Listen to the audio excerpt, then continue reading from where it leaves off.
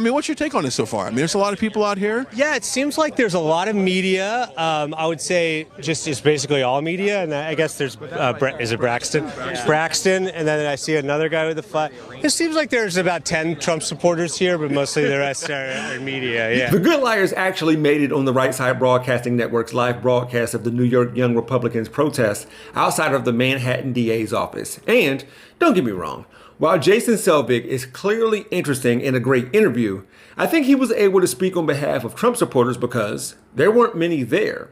Outside of Braxton, of course. Shout out to him. As has been reported multiple times since yesterday by multiple people, including Rebecca Brannon, Ben Collins, and Chris Mathias, who had a song written for him by a protester called F. Chris, there may have been more reporters at this protest than Trump supporters. Now, I realize that if you're a Trumper or say the straight pride parade planners, that Venn diagram has to be a flat circle, by the way. This protest that 45 asked for was a huge success. So let's go inside the mind of one of these protesters. I think like this is a political prosecution. It has to be, right? Like that's the only way it could be happening right now is if they're going after him politically.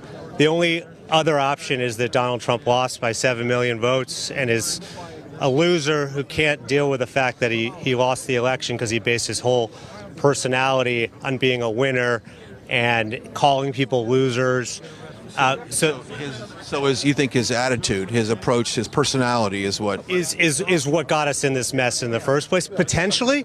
Or I'm just going to choose to believe that the election was stolen and everything that he says, because I kind of like base my whole personality on supporting Donald Trump, so I'm not going to maybe accept the outcome. Former President Donald Trump's calls for protests ahead of his anticipated indictment in New York have generated mostly muted reactions from supporters, with even some of his most ardent loyalists dismissing the idea as a waste of time or a law enforcement trap. The ambivalence raises questions about whether Trump, though a leading Republican contender in the 2024 presidential race who retains a devoted following, still has the power to mobilize far-right supporters the way he did more than 2 years ago before the January 6, 2021 insurrection at the U.S. Capitol. It also suggests that the hundreds of arrests that followed the Capitol riot, not to mention the convictions and long prison sentences, may have dampened the desire for repeat mass unrest per ABC7. But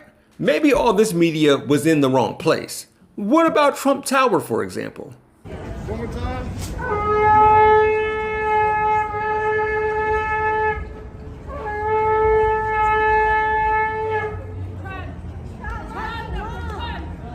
Okay then. Still, barricades have been added around the outside of Manhattan's criminal court just in case. Maybe this is just the calm before the storm. With that said, according to the New York Young Republicans Club, the low turnout was by design. Be glad that they did this on purpose. Jokes aside, all threats at this point, real or otherwise, should be taken seriously. I mean, who knows what Braxton is capable of? This Tennessee governor knows that he dressed in drag when he was younger, but it didn't keep him from passing anti-drag legislation.